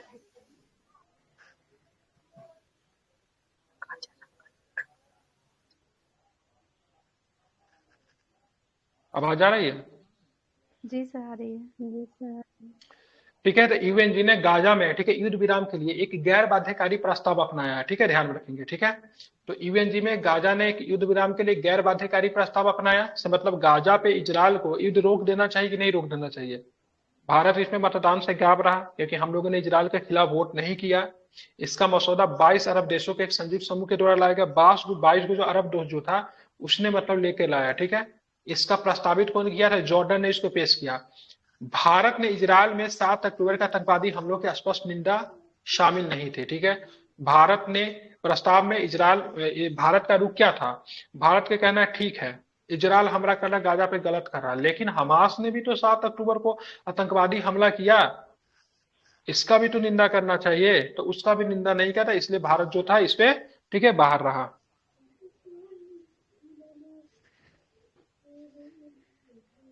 ठीक है, समझ गए? तो क्या क्या चीज शामिल था बता रहा हूं फिर से, ठीक है। 22 अरब देशों ने एक प्रस्ताव लेकर आया इजराइल के खिलाफ से गाजा के युद्ध विराम को लेकर, लेकिन भारत इसमें अनुपस्थित रहा। ठीक है, ध्यान में रखिएगा, अमेरिका ने इजराइल के फेवर में वोट कर दिया। ठीक है, समझ गए? अब आते बोल्विया और इजराइल के संबंध। बोल्विया ने गाजा पे असंगत हमले को लेकर इजराइल के साथ राजनयिक संबंध तोड़ लिए हैं।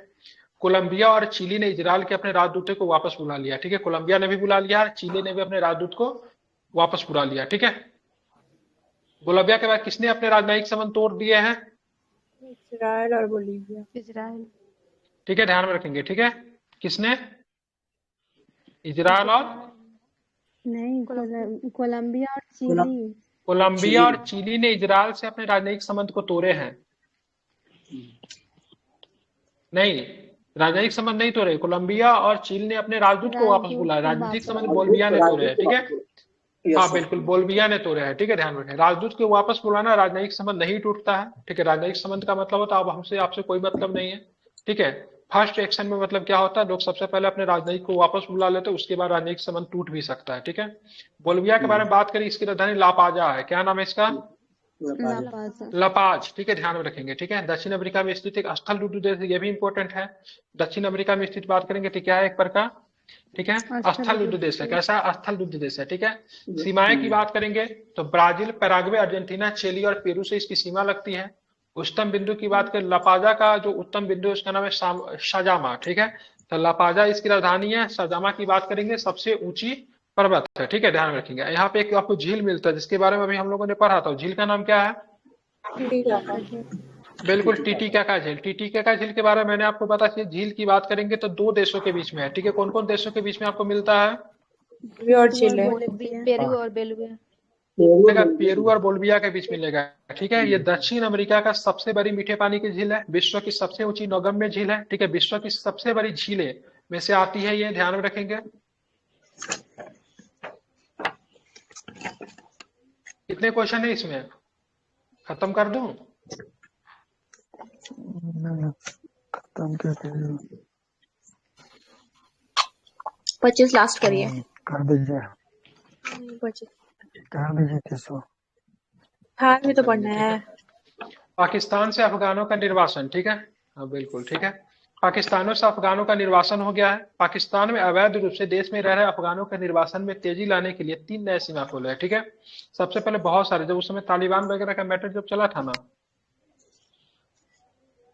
तो ध्यान में रखेंगे तो वहां पे बहुत सारी चीजें जो थी, ठीक है, वहां पे मतलब चीजें हो रही थी। तो पाकिस्तान ने अवैध रूप से देश में रह रहे अफगानों के निर्वासन में तेजी लाने के लिए 3 नए सीमा खोले हैं। निष्कासन का असर अधिकतर अफगानियों पे पड़ता है, जो कि पाकिस्तानों में विदेशियों की बहुसंख्यक आबादी मानते हैं। वर्तमान में लगभग 15,000 अफगान हर दिन पाकिस्तान से सीमा पार कर रहे हैं। ठीक है, मतलब अपने देश वापस जा रहा है। पाकिस्तान ने लंबे समय से लाखों अफगानों की मेजबानी की, उनमें अधिकांश 1979-89 के दौरान अफगानिस्तान में सोवियत हस्तक्षेप के दौरान भाग गए थे। अब 79 और 89 में अफगानिस्तान को जो सिनारियो जो था बहुत ही खराब था। ठीक है, अब मैं कहानी सुना देता हूं आपका। ठीक है, दिक्कत क्या था, 1979 में कम्युनिज्म अपने चरम पे था। ठीक है, वहां पे हजीबुल्ला की सरकार थी। किसकी सरकार थी? हजीबुल्ला की सरकार थी। ठीक है, हजीबुल्ला जो था किसको सपोर्ट करता था? हजीबुल्ला जो था मतलब रशियन सपोर्ट के गवर्नर, यूएसएसआर के समर्थन से वहां का मतलब राष्ट्रपति बन रखा था। ठीक है, तो वहां पे कम्युनिज्म का जब फैलाव हुआ तो वहां पे 1979 में रशियन सपोर्ट गवर्नमेंट जब बनी। आपने बहुत सारे मूवी वगैरह देखा होगा, इसका फिल्म देखा है क्या? रैम्बो नाम का एक्टर को आप लोग जानते हैं? रैम्बो, ठीक है, रैम्बो सीरीज का मूवी आप लोगों ने देखा है? रैम्बो सीरीज का मूवी हॉलीवुड का, उसमें बहुत अच्छे से दिखाया हुआ है। ठीक है, पता है उसका, कहाँ से पता लगा? तो 1979 में कम्युनिज्म जब बहुत चरण में जब बढ़ गया तो वहां पे हजीबुल्ला को जब बनाया गया, तो अमेरिका भी वहां पे प्रवेश किया कम्युनिज्म को समाप्त करने के लिए। ठीक है, अमेरिका ने देखा हमने यहाँ पे कम्युनिज्म को कैसे समाप्त करेंगे, तो उसने तालिबानियों को तैयार किया। वही तालिबान जो कि आगे चल के, ठीक है, ध्यान रखिए, उसी तालिबान का समर्थन को अमेरिका पे 2001 में जाके हमला भी करता है। और उसने मतलब क्या कि यहाँ पे रशियंस को और कम्युनिस्ट सरकार को मतलब मारना मतलब शुरू किया। यहाँ पे एकदम अराजकता का माहौल फट जाता है। रशिया वर्सेस यूएसएसआर मतलब वहां पे शुरू हो जाता है। यूएसएसआर का समर्थन से कौन लड़ रहा था? तो वहां पे जो आतंकवादी समूह जो बनाएगा तालिबान, वो लड़ रहा था। ठीक है, वहां का लोकल आर्मी जो था, जो कि हिजबुल्लाह की सरकार थी, उसके खिलाफ लड़ रहा था। बहुत ज्यादा हो गया। ठीक है, और तालिबान गए कहां से? वहां पे तालिबानों को बोल दिया कि धर्म के खिलाफ लड़ाई है। तालिबान कहां से गया? पाकिस्तान से गए। बहुत सारे मतलब लड़ाकू सऊदी अरब से, जगह जगह जितने भी इस्लामिक राज्य थे ना, सब जगह से मतलब आए। ठीक है, वहां पे वेस्टर्न कल्चर का बहुत अधिक बढ़ावा आपको देखने को मिलता है। 1980 का अफगानिस्तान के लोगों को देखेंगे तो बहुत ही ज्यादा आपको डेवलप दिखेंगे। ठीक है, महिलाएं देखेगी, बुर्का में महिलाएं नहीं देखेगी, नॉर्मल वेस्टर्न ड्रेस में देखेगी, जींस में देखेगी, टी शर्ट में देखेगी, सब में देखेगी, एकदम नॉर्मल दिखेगा। बिल्कुल भी इस्लामिक राष्ट्र नहीं था। ठीक है, लेकिन जैसे ही वहां पे तालिबान ने टेक ओवर किया, हिजबुल्लाह की सरकार को हटा के हिजबुल्लाह को भारत, हिजबुल्लाह जब वहां से भागा, भारत को बोला आप हमको वो दे दीजिए, क्या बोलते हैं उसको, एसाइलम दे दीजिए। भारत ने बोला ठीक है हम सोचते हैं, लेकिन बाद में हिजबुल्लाह की हत्या कर दी गई। ठीक है, ये सारे प्रोसेस चल रहा था। तो बहुत सारे वहां के लोग जो थे वो मतलब क्या गए, भाग के मतलब पाकिस्तान चले आए। अब उसके पाकिस्तान में बहुत बड़ी मात्रा में जब यहाँ पे लहरें लगे 79 से लेकर 89 के बीच में, काफी संख्या में, 90 के बाद थोड़ा चीजें सुधरती है। ठीक है, क्योंकि यहाँ पे तालिबान की सरकार आ जाएगी 90 के बाद में, फिर जाके मतलब प्रॉब्लम सॉल्व आउट होता है। वहां पे इसकी सरकार बनती है। ठीक है, क्या नाम है, अशरफ गानी की सरकार बनती है, जो कि भारत के लिए बहुत अच्छा होता है। ठीक है, आप पढ़ेंगे तालिबान वार पढ़ेंगे तो सब कुछ अच्छे से समझ में आ जाएगा। तो एक बहुत बड़ी संख्या जो थी तालिबान वहां पे मतलब क्या बोलते हैं, अफगानों की मतलब रह रही थी पाकिस्तान में। लेकिन पाकिस्तान, उसकी भी दिक्कत है, पाकिस्तान बार बार उनको जाने के लिए कहता था। लेकिन किसी भी देश में अगर मान लीजिए कोई आपका है ना, क्या बोलते हैं, अगर कोई असाइलम बन के अगर रह रहा है, तो आप उसको सडन मतलब उसको एकदम स्ट्रिक्टली उसको हटा नहीं सकते हैं।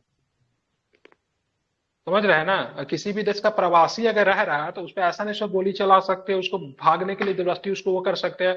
अगर कोई प्रवासी अगर आपके देश में रह रहा है, समझ में, ठीक है, लेकिन उसके रहने के लिए उनको सारे चीजों का आपको व्यवस्था करना पड़ेगा। 1971 का वार का क्या रीजन था? भारत उस समय खुद ही गरीब था। बांग्लादेश का बहुत बड़ी संख्या में प्रवासी जब भारत में आ गए, अब भारत उनका न तो खाना खिलाने में उस समय सक्षम था, न तो उनको रहने के लिए मतलब सही चीजें दे पा रहा था। और आप पूरी तरीके से आप अपना सीमा भी नहीं बंद कर सकते हो। ठीक है, असाइलम जो अगर मांग रहा है तो उसके ऊपर बहुत सख्ती से भी आप प्रवेश नहीं कर सकते, देना पड़ेगा, मतलब एक होता है। ठीक है, तो इसी वजह से पाकिस्तान धीरे धीरे उनको जाने के लिए बोल रहा है। और वो गया भी। अभी हाल फिलहाल में एक चर्चा भी निकल कर आ गया था भी, यहाँ पे अफगानिस्तान ने जब पाकिस्तान को जब हराया वर्ल्ड कप मैच में, तो उसके जो कैप्टन को जब मैन ऑफ द मैच या फिर कुछ समथिंग मिला था, तो उसने बोला था ये जो सम्मान जो है ना, हम अफगानी शरणार्थी को मतलब ये हम देना चाहते थे। ठीक है, अगर आपने न्यूज पेपर अगर पढ़ा होगा, अगर अपडेट रहते हैं तो उनको आपको समझ में आ गया होगा। तो बहुत बड़ी एक समस्या है। क्या?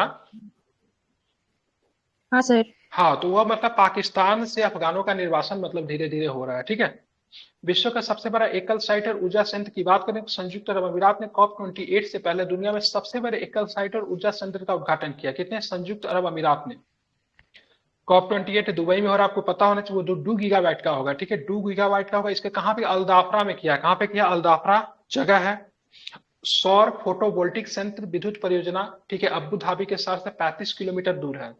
ठीक है, कितना है? 2 गीगावाट का है, जो कि मतलब एकल साइट है। ठीक है, मतलब एक ही जगह पे 2 गीगाबाइट का। ठीक है, यूएई 30 नवंबर से 12 दिसंबर 2023 तक संयुक्त राष्ट्र, ठीक है, जलवायु परिवर्तन सम्मेलन की मेजबानी करा, जो कि कितने नंबर का होगा? 28 नंबर का होगा। 27 नंबर का कहाँ पे हुआ था? मिस्र। मिस्र के शर्म अल शेख में हुआ था। और 29 नंबर का कहाँ होगा? तो अजरबैजान बाकू में होगा। ठीक है, ध्यान में रखेंगे आप। अजरबैजान बाकू, ठीक है ना? हाँ ठीक है। जी। वेनेजुएला से मतलब तेल का आयात। अब देखेंगे वेनेजुएला से तेल का आयात, भारतीय रिफाइनरी कंपनियां वेनेजुएला से रियायती दर पे मतलब कच्चे तेल का आयात कर रही है। यही वेनेजुएला कुछ दिन पहले एकदम क्या होता, बैंकरप्ट हो गया था। अमेरिका ने वेनेजुएला को तेल आयात में प्रतिबंध में ढील दी है। ठीक है, अमेरिका ने इस पे मतलब प्रतिबंध लगा रखा था। वेनेजुएला एक पेट्रो राज्य है। पेट्रो राज्य ऐसे राज्यों को कहते हैं जिनकी अर्थव्यवस्था, ठीक है, पेट्रोलियम निर्यात पे मतलब निर्भर होती है। जैसे बात करेंगे बहुत सारा पेट्रो राज्य में आएंगे, जैसे कि ज्यादातर अरब देश जो है वो पेट्रो राज्य की श्रेणी में आते हैं। ठीक है, तो वेनेजुएला भी एक तरह का पेट्रो राज्य, बेचारा बर्बाद हो गया था। रीजन क्या था? अमेरिका ने इस पे बहुत सारे प्रतिबंध लगा दिए थे। तो किसी भी देश को अपना क्या पेट्रोल नहीं बेच पा रहा था, क्योंकि अगर आप किसी भी देश से पेट्रोल अगर बेचेगा तो उसके देश उससे जिस देश को बेचेगा उससे अमेरिका का रिलेशन खराब हो सकता है। इसलिए ईरान से आज ईरान की स्थिति इतनी क्यों खराब है? ईरान के पास बहुत तेल है, कोई नहीं खरीदता, क्योंकि उसमें बहुत सारे प्रतिबंध लगे हुए हैं, समझे, बहुत अधिक प्रतिबंध लगे हुए हैं, इसलिए कोई भी देश उसके साथ व्यापार नहीं कर रहा है। इसी सारे रीजन की वजह से मतलब वेनेजुएला की स्थिति खराब हो गई थी, जिससे अर्थव्यवस्था, राजनीतिक, समाज तेल पर बहुत निर्भर करती है, सरकारी राजस्व लगभग पूरी तरह से निर्यात पर निर्भर है। इसीलिए मैंने बोला इसको पेट्रो राज्य बोलते हैं, ठीक है। एक राज्य होता है जिसकी अर्थव्यवस्था, ठीक है, ड्रग्स पर निर्भर रहती है, वैसे राज्य को क्या बोलते हैं, ये भी बहुत सुंदर, जिसमें ईरान, पाकिस्तान, अफगानिस्तान ये सब राज्य उसमें आते थे, ठीक है, जिनकी अर्थव्यवस्था ड्रग्स पे निर्भर होती है, ठीक है, वो भी कुछ राज्य कहा जाता है। हालांकि पेट्रो राज्य की पूरी तरह से अर्थव्यवस्था किस पे निर्भर होती है, निर्यात पे। क्या चीज के निर्यात पे, पेट्रोलियम के निर्यात पे। वेनेजुएला डच रोग से पीड़ित जो एक ऐसी स्थिति है जब विदेशी पूंजी के प्रभाव के कारण स्थानीय मुद्रा प्रभावी है, तो ठीक है, आय का प्रमुख स्रोत बन जाती है, ठीक है। अब वेनेजुएला की स्थिति इतनी खराब हो गई थी, एक एक झोला पैसा लेके लोग जा रहे थे, एक एक केजी आलू खरीद के ला रहे थे, ठीक है, मतलब पैसा झोला में, वहां पे 1-1 लाख का नोट चलना शुरू हो गया था, ठीक है, समझ रहे हैं ना, एक ब्रेड लेना है 1 लाख का नोट देना है, ऐसी स्थिति हो गई थी, ठीक है। हाइपर इन्फ्लेशन आ गया था सर। 150 बिल्कुल क्या 150% इन्फ्लेशन बढ़ गया था। हाँ, अब रूस की बात करेंगे। सीटीबीटी से हट गया है रूस। सीटीबीटी क्या होता है, रूस स्वयं को अमेरिका के समकक्ष लाने के लिए सीटीबीटी के अनुसमर्थन से पीछे हट गया है। अमेरिका ने सीटीबीटी का अनुमोदन नहीं किया है। सीटीबीटी सभी परमाणु विस्फोटों पर प्रतिबंध लगाता है, चाहे वो सैन्य या शांतिपूर्ण उद्देश्य को लिए, ठीक है। भारत सीटीबीटी का सदस्य नहीं, ध्यान में रखेंगे, ठीक है। तो बात करेंगे सीटीबीटी, ठीक है, ध्यान में रखेंगे। तो सीटीबीटी क्या होता है, सीटीबीटी किसी भी प्रकार का परमाणु परीक्षण नहीं करने देता, चाहे वह शांति के लिए हो या फिर मतलब युद्ध के लिए है। भारत ने बोला ठीक है तुम लोग सीटीबीटी तो बना लिए, ठीक है, तुम खुद तो ऑलरेडी पहले से परमाणु परीक्षण करके बैठे हुए हो, हम मतलब सीटीबीटी में सदस्य हो जाए, ना तो हम मतलब शांति के लिए कर सकते, ना तो युद्ध के लिए कर सकते, जबकि हमारे बगल में पाकिस्तान, ठीक है, एक बगल में चांदनी तो एक बगल में सूर्य होगा, वही वाला कहानी, इधर पाकिस्तान है उधर चीन है, तुम सीटीबीटी पे कैसे हस्ताक्षर कर दे।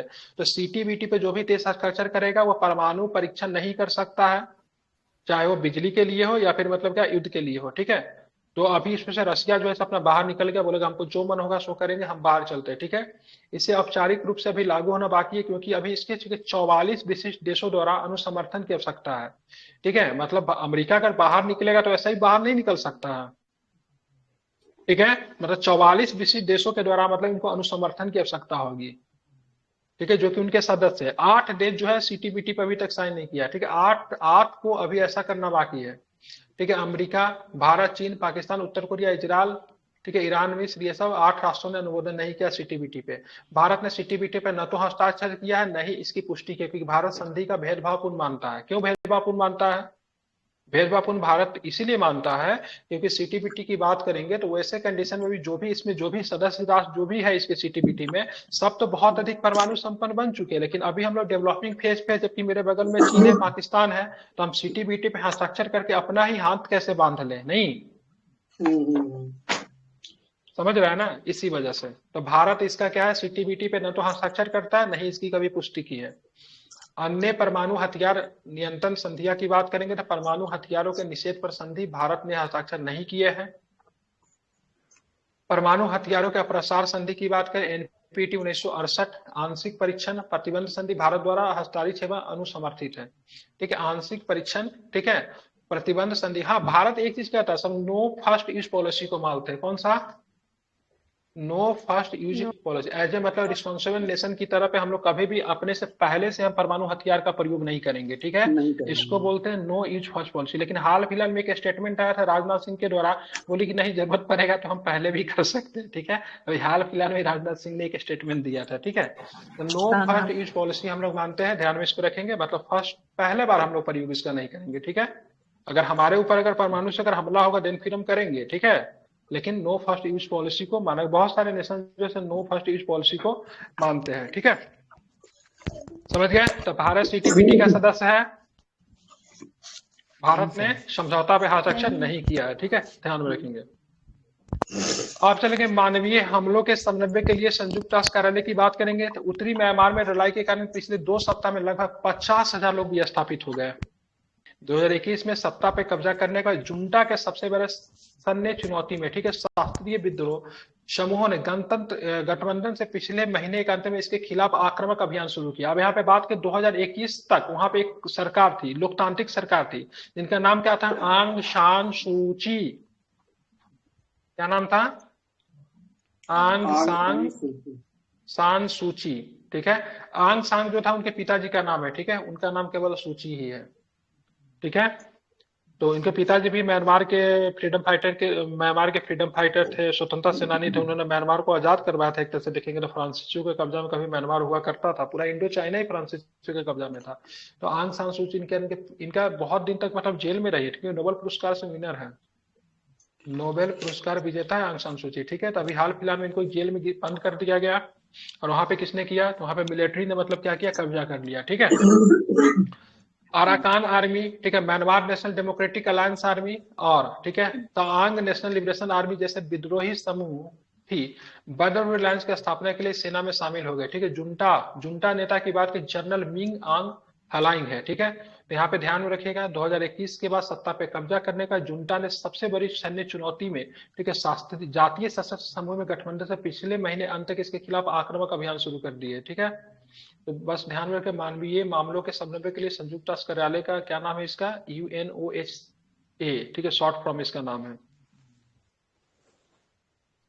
आप चलेंगे आगे चलेंगे तो क्या है? नेपाल टिकटॉक पे प्रतिबंध लगा दिया है। क्या लगा दिया है? नेपाल टिकटॉक पे प्रतिबंध लगा दिया। नेपाल सरकार ने सोशल मीडिया ऐप टिकटॉक पे प्रतिबंध लगाने का फैसला किया है।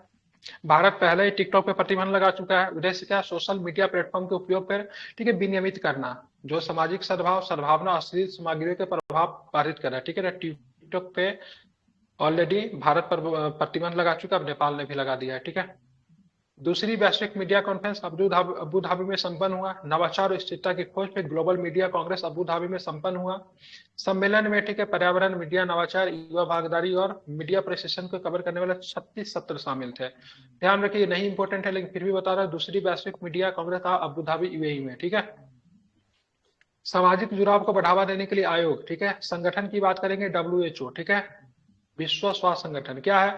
तो अकेलापन को एक गंभीर समस्या माना गया है। ठीक है, अगर आप अकेले रहते तो वो भी एक तरह का एक गंभीर स्वास्थ्य के लिए मतलब क्या है? खतरा है। कोई भी व्यक्ति, किसी भी उम्र का व्यक्ति, अकेलापन को भी एक मतलब एक स्वास्थ्य खतरा के रूप में पहचाना गया। ठीक है, WHO का कहना है तो अकेलापन भी एक प्रकार का गंभीर बीमारी है। ठीक है, बात करें अकेलेपन को गंभीर स्वास्थ्य खतरे के रूप में संबोधित करना, प्राथमिकता के रूप में सामाजिक संबंध को बढ़ावा देना और सभी आय वाला देशों के समाधानों को विस्तार में मतलब क्या रखना है? तेजी लाना है। ठीक है, WHO का कहना है। ठीक है, विश्व का सबसे बड़ा हिमखंड, बहुत इंपॉर्टेंट, इसका नाम याद रख लीजिए। ठीक है, एग्जाम में आएगा ये।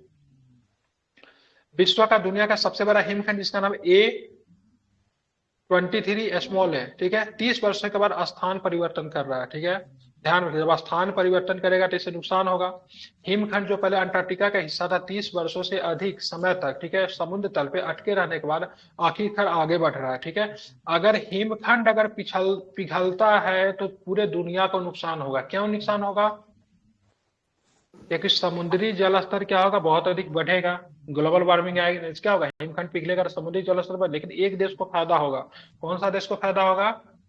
रूस को फायदा होगा। ठीक है, रूस के अलावा हिमखंड पिघलने से दुनिया का किसी को नहीं फायदा होगा। ठीक है, समझ रहे ना? रूस के लिए, ठीक है, क्या होगा? समुद्री मार्ग खुल जाएगा हिमखंड के पिघलने से, नया नया मार्ग बनेगा। ठीक है, ताकि उसका जहाज का निर्यात आयात हो सके। ठीक है, रशिया का ऐसा सबसे बड़ा मतलब प्रॉब्लम क्या है ना, उसके पास किसी भी ऐसा समुद्र नहीं है जो कि सालों भर व्यापार के लिए खुला रहा। उसका सारा समुद्र जो है क्या होता है?